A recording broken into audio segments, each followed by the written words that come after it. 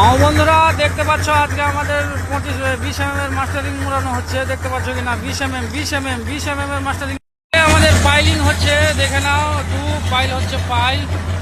আর এই যে এদিকে পাইল হচ্ছে, মেশিন দিয়ে পাইল হচ্ছে, সিএম যে মেশিন আছে আমাদের। তো লাইক কমেন্ট শেয়ার করে দিবা।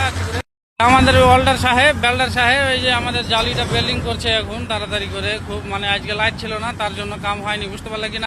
তো ছেলেটা হারিয়ে গেছে। তো ছেলেটাকে না কার ছেলে মানে ই করা যায় না। যদি তোমরা কেউ চিনো তো একটু বলে।